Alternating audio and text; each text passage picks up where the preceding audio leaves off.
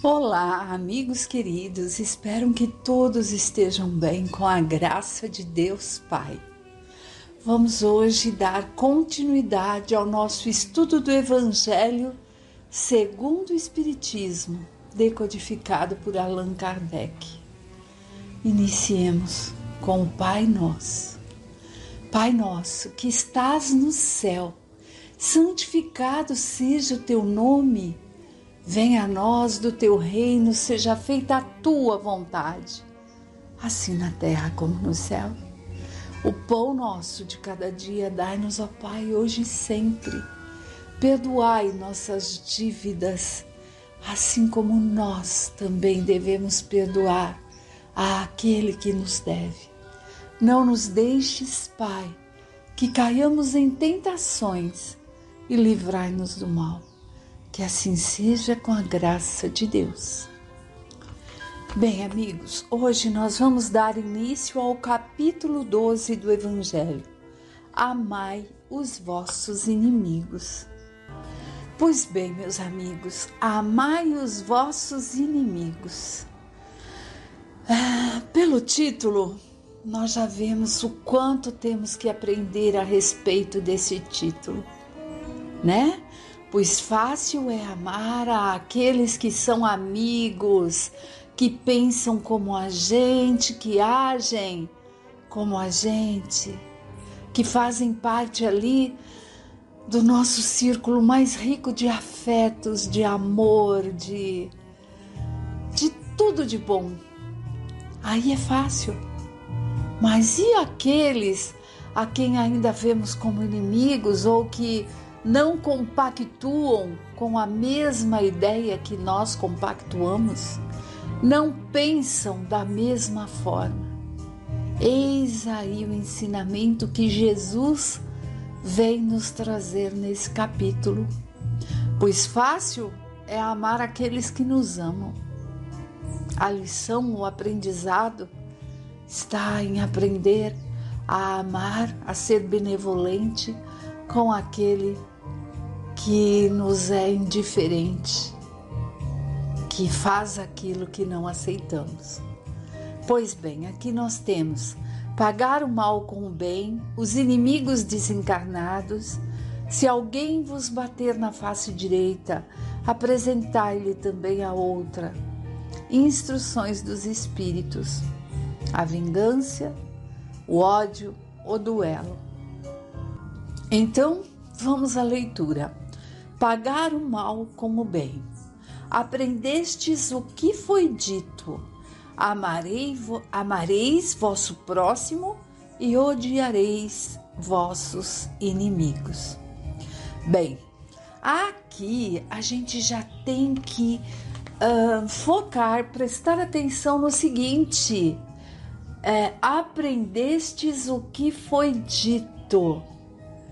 Jesus não nos coloca aprendestes o que foi escrito ali, Mateus, né? Que foi Mateus quem deixou isso escrito, mas colocou ali, aprendestes o que foi dito, ou ouvis o que foi dito. Por quê?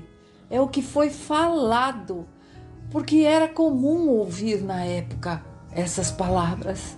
Amar ao próximo e odiar teu inimigo. Só que lá na época o vocabulário era bem pobre. Então, odiar não significava apenas o que hoje, em 2022, entendemos pela palavra odiar. Odiar era amar menos, ter menos consideração àqueles que não são amigos e eram considerados inimigos. E geralmente, quando essa passagem foi colocada, eram a respeito daqueles que professavam outra fé, que não tinham a mesma religião, a mesma raça. E odiar não significava esse ódio, sabe? Como se vê hoje em dia as pessoas falar.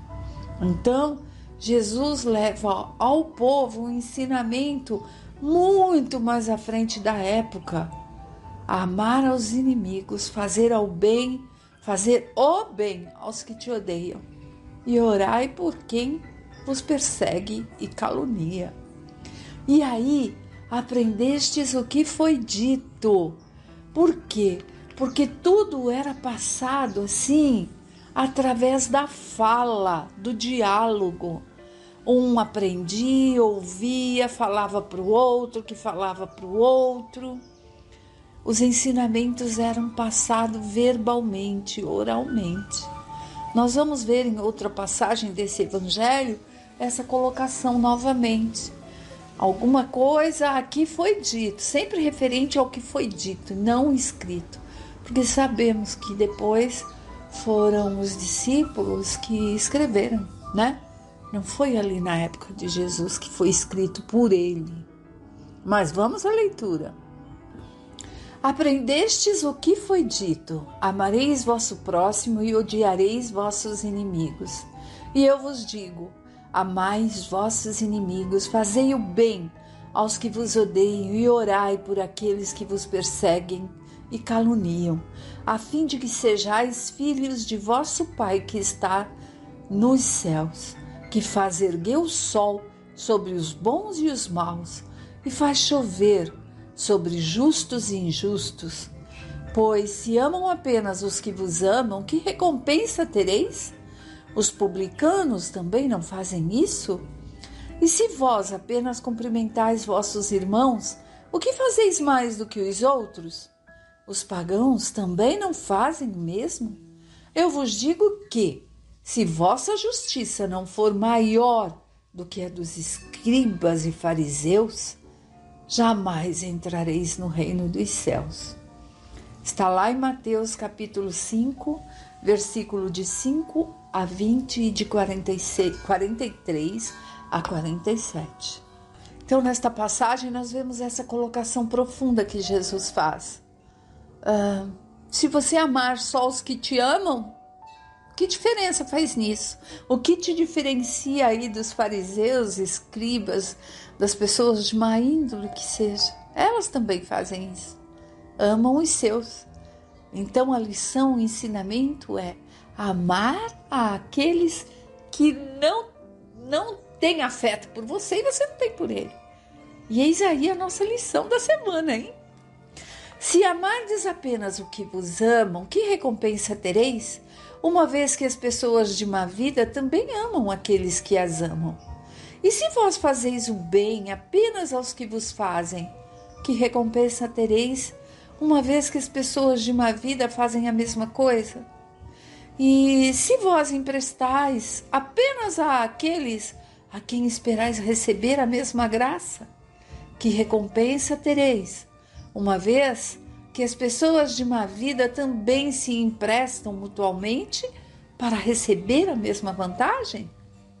Quanto a vós, amai os vossos inimigos, fazei o bem a todos e emprestai, sem nada esperar. E então,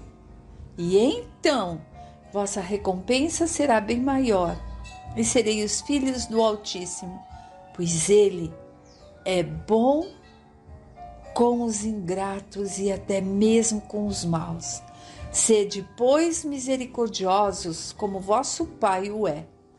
Está em Lucas, de 32 a 36. Aqui, meus amigos, aqui nós precisamos entender algumas colocações. Olha, a colocação de amar é de sermos benevolentes para aqueles que ainda não sabem o que já sabemos e que pensa diferente de nós, né? Que tem outros gostos, outra fé. Da mesma forma que odiar era amar menos e não o odiar que hoje entendemos, o amar também tem uma colocação um pouco diferente do que a maioria de nós entendemos. Amar é colocado como benevolência, indulgência ao outro, mesmo sabendo que essa pessoa possa vir a te fazer um mal. Então, orai por ela. Não vá confiar a essa pessoa a menos que tenha certeza de que ela se modificou. Não vá ali se entregar assim, sei que pode me fazer mal, mas tudo bem. Não é isso que Jesus nos pede, né? É esse o sentido de amar aqui colocado. Jesus não diz para que nos arrisquemos a vida ali para demonstrar amizade a quem sabemos ser de má índole, mas que entendamos que ela está no melhor que consegue ser e que vibremos por ela. Vibremos, peçamos a Deus Pai por ela, para que ela possa se modificar, né? Possa se melhorar. Vamos continuar a leitura? Se o amor ao próximo é o princípio da caridade, amar aos inimigos é a sua aplicação máxima, pois essa virtude é uma das maiores vitórias alcançadas sobre o egoísmo e orgulho. Entretanto, o sentido da palavra amar, utilizada neste ensinamento, pode não ser corretamente entendida. Jesus não quis dizer com estas palavras que devemos ter pelo inimigo a ternura que temos por um irmão ou um amigo. Viu? É bem o que eu disse ali. Não é para que tenhamos a mesma ternura. A ternura dá a entender confiança, e não podemos confiar naquele que sabemos que nos quer mal. Não podemos ter para com ele as mesmas demonstrações de amizade, pois sabemos que ele é capaz de abusar disso. Entre as pessoas que desconfiam umas das outras, não poderá haver os mesmos laços de simpatia que existem entre aqueles que têm a mesma maneira de pensar. Quando encontramos um inimigo, não podemos ter para com ele a mesma alegria que sentimos quando encontramos um amigo. Não é bem isso? Se a gente encontra um amigo, nosso coração parece que vai pular. E é assim que é. Este ensinamento resulta de uma lei física, a assimilação e repulsão dos fluidos. O pensamento maldoso carrega em si mesmo uma corrente fluídica que causa má influência. O pensamento benevolente nos envolve com uma agradável impressão. Daí a diferença de sensações que experimentamos ao nos aproximar de um amigo ou de um inimigo. Amar aos inimigos não pode significar, portanto, que não devamos diferenciá-los dos amigos. Este ensinamento só nos parece difícil, até mesmo impossível de ser praticado, porque acreditamos que ele manda dar a uns e a outros o mesmo lugar no coração, quando não é isso. Se a pobreza das línguas humanas obriga a nos servirmos de uma mesma palavra para expressar diversas formas de sentimentos, a razão nos diz que, de acordo com o caso, devemos diferenciar os seus significados. Bem, amigos, nesse comecinho desse parágrafo, nós vemos ali falando dos fluidos, né? E que o pensamento maldoso carrega em si mesmo uma corrente fluídica que causa má influência. Assim como o bondoso, e a gente percebe, né? Quando a gente chega perto de alguém ou algum local, aquela sensação que a gente tem. São esses fluidos que fazem com que a gente tenha uma atração ou repulsão por alguém.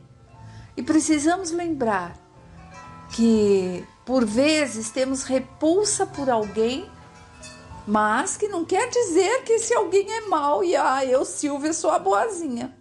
Pode ser ao contrário. Eu posso se amar e ele não, ou ela não, né? E eu não compactuo com a bondade que essa pessoa exale, ou vice-versa. Eu sou a boazinha, entre aspas, porque não é questão só de bondade, é de sentimento, é o que a gente carrega dentro da gente, né? E a outra pessoa não. Então a gente não é porque, então eu me senti assim, essa pessoa é má. Pode ser que eu seja má e ele ou ela não. E a gente precisa lembrar, né? Os iguais se atraem, e os inimigos se repelem. Isso por quê? Porque é questão de energia. Energia. Continuando. Amar aos inimigos não é ter para com eles uma afeição forçada que não é natural, já que o contato com o inimigo faz bater o coração de uma maneira totalmente diferente. Amar aos inimigos, segundo este ensinamento de Jesus, é não ter contra eles nem ódio, nem rancor, nem desejo de vingança. É perdoar-lhes sem pensamento oculto e sem impor condições o mal que nos fazem. É não colocar nenhum obstáculo à reconciliação. É desejar-lhe o bem no lugar do mal. É alegrar-se pelo bem que lhes aconteça, ao invés de se entristecer. É socorrê-los em caso de necessidade. É não fazer nada que possa prejudicá-los em palavras ou atos. É, enfim, pagar-lhes todo o mal com o bem, sem intenção de humilhar. Quem fizer isto estará seguindo o mandamento. Amai vossos inimigos. Nesse trecho nós vemos que amar aos inimigos não é quando a pessoa vem buscar a reconciliação, a gente ficar colocando condições e obstáculos. Porque se agirmos assim, é porque não houve o verdadeiro perdão da nossa parte, né? O perdão foi só da boca para fora, mas no fundo, a gente ainda está remoendo o ocorrido, está ressentido. Ou ressentido quer dizer o quê? Sentindo de novo tudo aquilo que aconteceu. Então, perdoar, é desejar o bem. Amar aos inimigos é um absurdo para o incrédulo, aquele para quem a vida presente é tudo que vê apenas em seu inimigo um ser nocivo e perturbador de sua tranquilidade e do qual somente a morte, pensa ele, o pode livrar. Daí o desejo de vingança. Ele só terá motivo para perdoar se for para satisfazer seu orgulho aos olhos do mundo. O próprio ato de perdoar, em certos casos, parece-lhe uma fraqueza indigna de si. Se não se vingar, nem por isso deixará de guardar rancor e um secreto desejo de fazer o mal. Para aquele que crê, e especialmente para o espírita, a maneira de ver é completamente diferente, pois observa as coisas com as vistas do passado e sobre o futuro, e percebe que a vida presente não somente passa de um momento. Ele sabe que pela própria destinação da terra é natural encontrar nela homens maus e perversos, que as maldades das quais é vítima fazem parte de provas que deve passar, e essa noção mais esclarecida que tem o faz ver os problemas da vida de forma menos cruel, venham eles dos homens ou das coisas. E se ele não reclama das provas, não deve reclamar contra aqueles que delas são os instrumentos. Se ao invés de se lamentar, agradecer a Deus por pô-lo à prova, deve agradecer a mão que lhe fornece a ocasião de mostrar a paciência e sua resignação. Este pensamento o leva a perdoar naturalmente e o faz sentir que, quanto mais generoso for, mais engrandece seus próprios olhos e fica fora do alcance do ódio de seu inimigo. O homem que ocupa no mundo uma posição de destaque não se ofende com insultos dos seus inferiores. Assim ocorre com aqueles que se elevam no mundo moral acima da humanidade material. Ele compreende que o ódio e o rancor o fariam sentir-se desprezível e o rebaixariam. Portanto, para ser superior ao seu adversário, é preciso que tenha alma maior, mais nobre e mais generosa.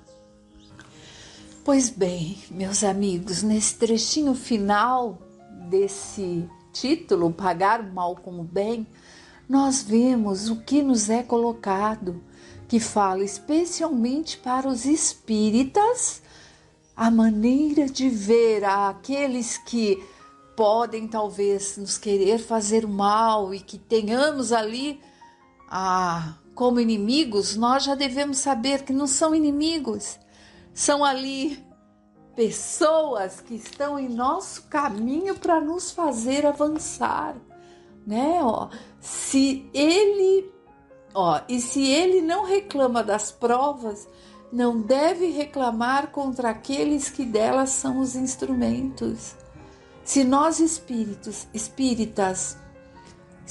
encarnados, mas espíritas, graças a Deus, conhecedores dessa doutrina e aprendizado, sempre estamos em aprendizado, sabemos que devemos nos resignar diante das provas pelas quais passamos aqui no planeta Terra, nesse mundo, que é um período de estágio, de aprendizado para a verdadeira vida, que é espiritual, para que avancemos. Então, se não reclamemos da prova, então não temos o que reclamar daqueles que são os instrumentos que fazem com que passemos pelas provas, que são essas pessoas que são vistas ainda por muitos como inimigos. E que muitas vezes a gente tem que respirar bem fundo antes de falar com uma pessoa assim, porque geralmente vem nos colocar à prova, pôr o dedinho na ferida, como dizíamos, né? Quando não entendíamos sobre o espiritismo, mas que vem ali mexer nos nossos brios mais profundos para nos testar, para que aprendamos. Então, a essas pessoas que servem de instrumentos para que passemos pelas provas, por que existem aqui? Porque estamos num planeta de provas e expiações, em transição ali para um planeta de regeneração, mas estamos passando pelas provas e somos todos imperfeitos, uns mais que os outros. E se Deus concede que irmãos nossos, pois são irmãos, venham ali nos cutucar com a varinha curta, como dizemos, né? Entre aspas, esse termo, é para que tenhamos ali a predisposição, a força, o entendimento de nos burilarmos, de fazermos o melhor. Então que aprendamos, né? Aprendamos a colocar esse evangelho, essa boa nova no dia a dia. E Chico já dizia que nós devemos tentar agradecer aos irmãos instigantes. Agradecer, porque são eles que nos fazem crescer. Boa semana a todas, fiquem com Deus.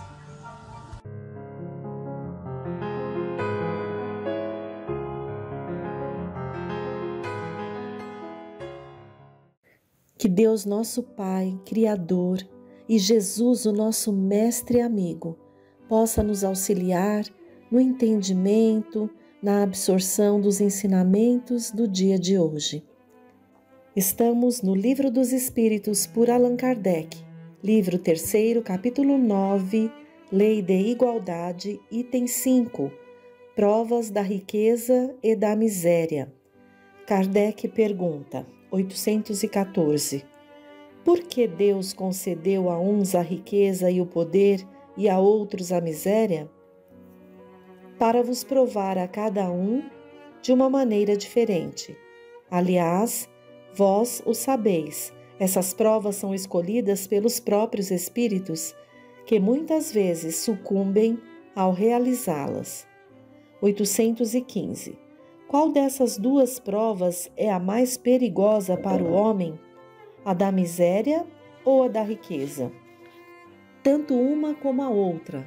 A miséria provoca a murmuração contra a providência. A riqueza leva a todos os excessos. 816.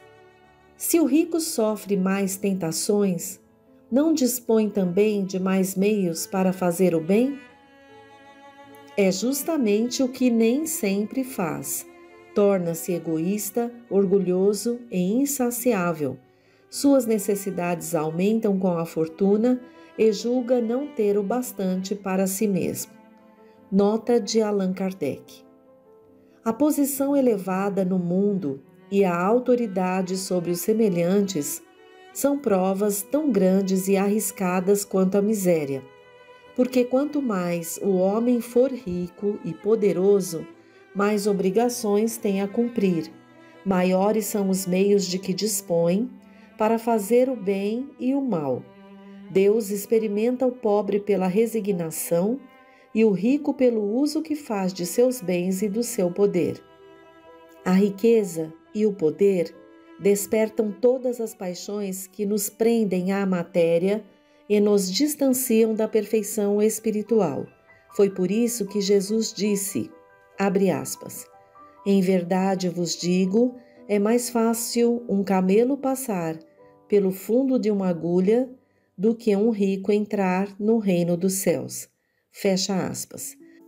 Claro fica para nós o quanto há provas muito difíceis para passarmos da riqueza, da miséria, como é o exemplo aqui, como tantas outras do poder, da beleza. Isso porque ainda somos espíritos bastante aquém da perfeição e sucumbimos às provas que nós mesmos por muitas vezes solicitamos, rogamos ao Pai. Daí a necessidade do estudo do Evangelho, relembrando os exemplos de Jesus e buscando colocar em prática, fazer o exercício real dessas virtudes do Cristo para irmos consolidando em nós esta fé e o estudo dessa doutrina que nos amplia os recursos também para podermos nos entender melhor, entender o nosso próximo, encontrando as respostas principais para a nossa existência, de onde viemos e para onde vamos, os porquês das situações a que somos chamados a vivenciar. Então vamos agora para o outro item, item 6, igualdade dos direitos do homem e da mulher. Pergunta de Kardec 817. O homem e a mulher são iguais perante Deus e têm os mesmos direitos? Deus não deu a ambos a inteligência do bem e do mal e a faculdade de progredir? 818. De onde procede a inferioridade moral da mulher em certas regiões? Do domínio injusto e cruel que o homem exerceu sobre ela, uma consequência das instituições sociais e do abuso da força sobre a debilidade. Entre os homens pouco adiantados do ponto de vista moral, a força é o direito. 819. Com que fim a mulher é fisicamente mais fraca do que o homem? Para lhe assinalar funções particulares. O homem se destina aos trabalhos rudes, por ser mais forte, a mulher aos trabalhos suaves, e ambos a se ajudarem mutuamente nas provas de uma vida cheia de amarguras. 820. A debilidade física da mulher não a coloca naturalmente na dependência do homem? Deus deu a força a uns para proteger o fraco e não para o escravizar. Nota de Allan Kardec. Deus apropriou a organização de cada ser às funções que ele deve desempenhar. Se deu menor força física à mulher, deu-lhe ao mesmo tempo maior sensibilidade em relação com a delicadeza das funções materiais e a debilidade dos seres confiados aos seus cuidados. 821. As funções a que a mulher foi destinada pela natureza têm tanta importância quanto as conferidas ao homem? Sim, e até maior. É ela quem lhe dá as primeiras noções de vida. 822. Os homens, sendo iguais perante a lei de Deus, devem sê-lo igualmente perante a lei humana? Este é o primeiro princípio da justiça. Abre aspas. Não façais aos outros o que não quereis que os outros vos façam. Fecha aspas. 822a. De acordo com isso, para uma legislação ser perfeitamente justa, deve consagrar a igualdade de direitos entre o homem e a mulher? De direitos, sim. De funções, não. É necessário que cada um tenha um lugar determinado, que o homem se ocupe de fora e a mulher do lar, cada um segundo a sua aptidão. A lei humana, para ser justa, deve consagrar a igualdade de direitos entre o homem e a mulher. Todo privilégio concedido a um ou a outro é contrário à justiça. A emancipação da mulher segue o progresso da civilização. Sua escravização marcha com a barbárie. Os sexos, aliás, só existem na organização física, pois os espíritos podem tomar um e outro, não havendo diferenças entre eles a esse respeito. Por conseguinte, devem gozar dos mesmos direitos. Tema incrível que Kardec também discorre e faz jus sobre o assunto na Revista Espírita, 1867, junho, a página 168, abre aspas. De todas as doutrinas filosóficas e religiosas, o Espiritismo é a única que estabelece os seus direitos sobre a própria natureza, provando a identidade do ser espiritual nos dois sexos. Desde que a mulher não pertence a uma criação distinta, que o espírito pode nascer homem ou mulher à vontade, conforme o gênero de provas a que vem submeter-se para o seu adiantamento, que a diferença não está senão no invólucro exterior, que modifica suas aptidões, da identidade na natureza do ser, necessariamente há de concluir-se pela igualdade dos direitos. Isso decorre não de simples teoria, mas da observação dos fatos e do conhecimento das leis que regem o mundo espiritual. Encontrando os direitos da mulher uma consagração na doutrina espírita, fundada nas leis da natureza, daí resulta que a propagação dessa doutrina apressará a sua emancipação e lhe dará de maneira estável a posição social que lhe pertence. Mas, da igualdade de direitos, seria abusivo concluir a igualdade de atribuições. Deus dotou cada ser com um organismo apropriado ao papel que deve desempenhar na natureza. O da mulher é traçado por sua organização, o que não é menos importante. Há, pois, atribuições bem caracterizadas, atribuídas a cada sexo pela própria natureza. E essas atribuições implicam deveres especiais que os sexos não poderiam cumprir eficazmente saindo do seu papel. Se, pois, a natureza deu à mulher músculos mais fracos do que ao homem, é que ela não foi chamada aos mesmos exercícios. Se sua voz tem um outro timbre, é que não está destinada a produzir as mesmas impressões. Pobres homens, se refletisseis que os espíritos não têm sexo, que o que é o homem hoje pode ser mulher amanhã, que escolhem indiferentemente e por vezes de preferência o sexo feminino, antes vos deveríeis regozijar que vos afligir com a emancipação da mulher e admiti-la no banquete da inteligência, abrindo-lhe todas as portas da ciência, porque ela tem concepções mais finas, mais suaves, contatos mais delicados que o dos homens.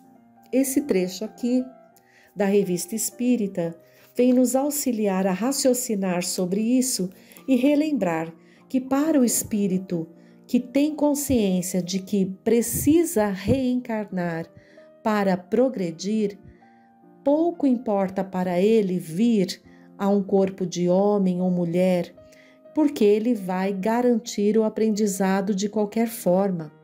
Em muitos casos, é desejável vir numa posição ou noutra por conta até do nosso passado em outras vidas. Muitas vezes é necessário que eu venha na organização feminina para receber em meu ventre aqueles aos quais eu deva direcionar, uma vez que eu os desviei do caminho. E esse é um pontinho no leque de situações a que Deus nos coloca ali à disposição na hora da escolha das provas. Então, temos ainda que reconhecer, carregamos bastante dificuldades, inferioridade, porque não compreendemos a grandeza das oportunidades, das provas que nos são colocadas e trazemos mazelas morais muito tristes que nos acorrentam a inferioridades, a preconceitos e várias outras situações, que nos desequilibram tanto na vida. Haveremos de conseguir aos poucos compreender todas as possibilidades a qual o espírito possa se desenvolver, independente do gênero que escolha. Agora vamos ao item 7 do Livro dos Espíritos, ali, capítulo 9, Lei da Igualdade. Igualdade perante o túmulo. Pergunta de Kardec, 823. De onde vem o desejo de perpetuar a própria memória nos monumentos fúnebres? Derradeiro ato de orgulho. 823A. Mas a suntuosidade dos monumentos fúnebres não é, na maioria das vezes, determinada pelos parentes que desejam honrar a memória do falecido e não por este? Orgulho dos parentes que querem honrar-se a si mesmos. Oh, sim, nem sempre é pelo morto que se fazem todas essas demonstrações, mas por amor próprio, por consideração ao mundo e para a exibição de riqueza. Crês que a lembrança de um ser querido seja menos durável no coração do pobre, porque ele só pode colocar uma flor sobre sua tumba? Crês que o mármore salva do esquecimento aquele que foi inútil na terra? 824. Reprovais de maneira absoluta as pompas fúnebres? Não. Quando homenageiam a memória de um homem de bem, são justas e de bom exemplo. Nota de Allan Kardec. A tumba é o lugar de encontro de todos os homens. Nela se findam impiedosamente todas as distinções humanas. É em vão que o rico tenta perpetuar a sua memória por meio de faustosos monumentos. O tempo os destruirá, como aos seus próprios corpos, assim o quer a natureza. A lembrança das suas boas e más ações será menos perecível do que o seu túmulo. A pompa dos funerais não o lavará de sua torpeza e não o fará subir sequer um degrau na hierarquia espiritual. Vejam aqui a firmeza das respostas da espiritualidade superior a Kardec e o quanto nos perdemos por conta do orgulho, da vaidade, E muitas vezes é assim que mostramos o nosso apreço a quem desencarnou, ao invés de elevar a esse companheiro uma prece para que busque dar continuidade à sua vida nessa nova fase, tendo sim a saudade, que é uma comprovação de que houve afeto naquele vínculo, então muito natural, enfim. Então, nesse tema igualdade perante o túmulo, fica claro que todos passaremos por esse ponto. E não é a tumba suntuosamente erguida ou apenas a cruzinha de madeira ali que vai fazer a diferença para aquele que retorna à pátria espiritual, Bem como aquele que continua encarnado na prova e na expiação. Há uma frase dita por Emmanuel no livro O Pensamento de Emmanuel, por Martins Peralva, no último capítulo 40, que se chama Depois da Morte, logo no comecinho, ele diz: não te esqueças, assim, de que terás também a boca hirta e as mãos enregeladas na grande noite, e acende desde agora a luz do bem constante na rota de teus dias, para que a sombra imensa não te furte ao olhar a visão das estrelas. Somos espíritos criados por Deus, à imagem e semelhança de Deus. Portanto, podemos dizer que o espírito é como se fosse uma flama, mas temos a individualidade, somos criados para perseguir a perfeição relativa. Esse é o determinismo da lei de Deus. Então, Deus nos coloca no corpo de carne para, através das várias experiências de vários corpos, podermos ganhar ali conhecimentos, experiências e progredirmos. Então, a nossa pátria é a pátria espiritual.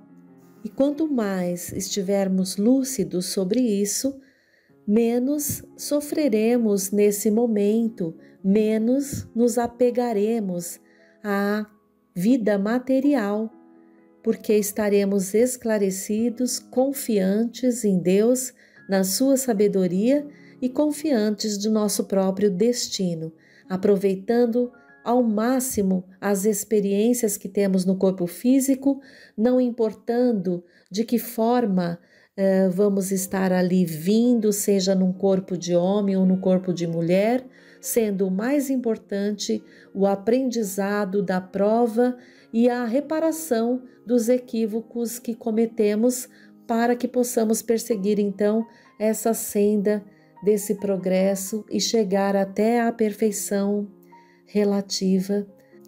Agradecidos então a Deus e a Jesus pelo amparo que nunca nos falta. Nos encontraremos no próximo encontro para uma nova reflexão, um novo estudo, uma nova oportunidade de aprendizado. Fiquem todos no amor de Deus, agora e sempre.